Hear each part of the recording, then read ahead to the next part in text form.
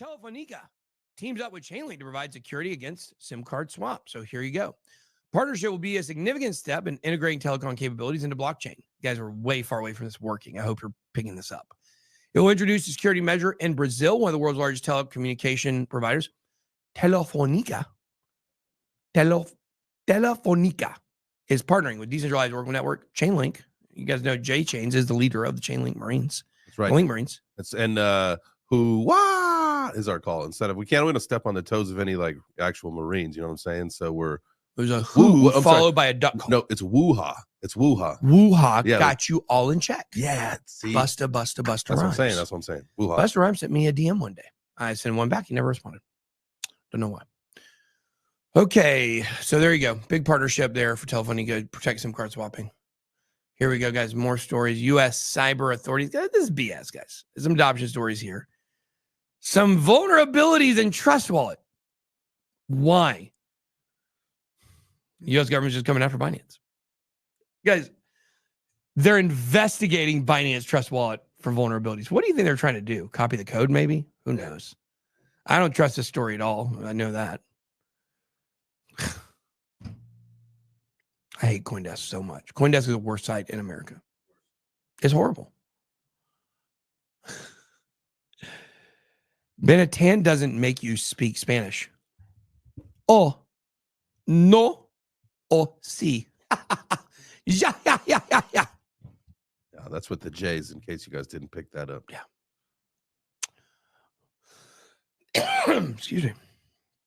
Okay, so I don't believe this here. They're just looking for something, it looks like.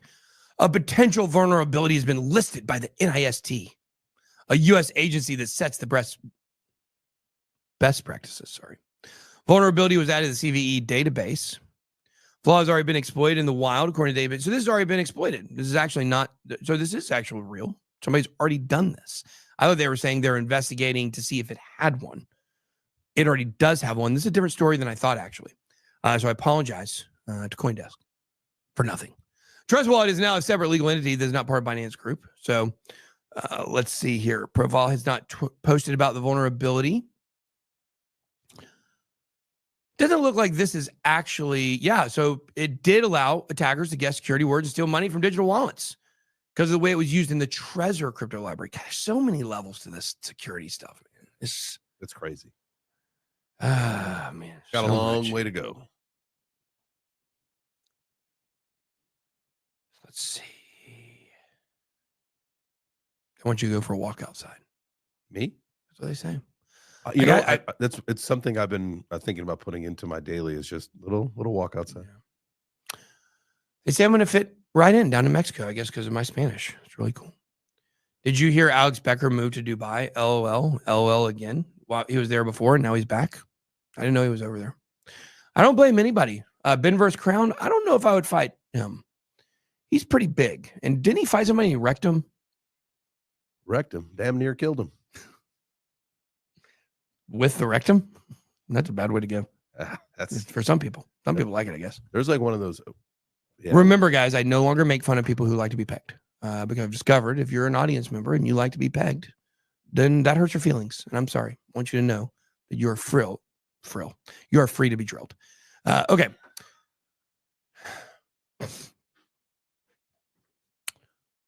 Well, look at this story, guys. For polyamorous people, there's no romance without finance. And here's a lovely story of Scott Legault and Petra Jackal, who are married. These two married men also live with one of these men's girlfriend. I forgot her name. Her name is something lower here. But not just as important, they've been confronted. They need money to survive as a throuple. The mortgage to refinance include all three of their names. Wow. Now, this is interesting. When you're polyamorous, you are inviting all kinds of fun issues, like 3 applicants on a mortgage. Oh, man. I'm fairly open at work about telling people that I have 2 partners. How's your day? My day is good. What are you doing this weekend? Oh, well, you know, I'm just hanging out with my lovers. Lovers, excuse me. Yeah, I have 2. Wow, you sure are lucky. Golly, it's amazing. What are their names? Candy and Cinnamon? No, it's Rebecca and Bob. We call him Bob because, well, his name's Bob too, but let's move on before I get another allegation, another false allegation. Okay, there are triads, and I thought they were called thruples. We're calling them triads now. That sounds like the no, they can't, because like that's like a really that's strong tough. Asian gang in Vegas. That's tough. The triads you don't mess with, man. Okay, now look, a guy that's in a triad with 2 chicks. Okay, That's cool. Respect. Do you respect that? Respect. Okay, I'm not saying I would live that way, but respect. Now, a girl with 2 guys. Sorry about that. But things that make you go, I'm trying to figure that one out. I don't. But you being one of the guys in that situation. No, oh no, I would never. But I'm just trying to say it's just an interesting. Oh, God. This stuff's too funny. Let me just read the story. Polyamorous people, I want you to know that I'm not making fun of your lifestyle. And I think you're free to do whatever you want to do. And the thing is that this is just some really interesting stuff. I mean, it's really interesting because we really are moving to this place where traditional relationships are not as cherished or not as pushed, or people aren't getting married, or, you know, early. A lot of people aren't having kids. It's going through a changing thing, and what's what the elites want. Think about it. Population control. Oh, everybody's gay. Nobody having kids. Of course, obviously, you can still have children if you are homosexual and things like that. But my point is, you know, population control. They say about 20% of Gen Z claims to not be cisgender, meaning just a male who likes females or vice versa. So it is really interesting as we're going through this interesting thing in finance. You know, people are running into this. And how can you have this polyamorous relationship financially? People don't think about that, really. I don't think. I guess maybe you do. But also, hey, you know what? Let's think about something. This may be worth a video, and I'm not kidding here. I'm actually being dead serious. Is it possible that because the economics in the United States are so bad that it's hard for a middle-class couple to survive on 2 middle-of-the-road incomes, for instance? It's hard to survive. Is it possible that people are just finding, hey, if we had a third person here, well, certainly things might get a little easier financially because we're adding in a third income. And yes, you have to do things like split the food, and that's an even split. Oh, see, that's but the worst, rent, because if they eat the last piece of pizza in the fridge, there's going to be a fight. Not if I'm in there, because I don't eat pineapple pizza. You'd have to upside down. You'd have to put the pieces of pineapple upside down on your pizza.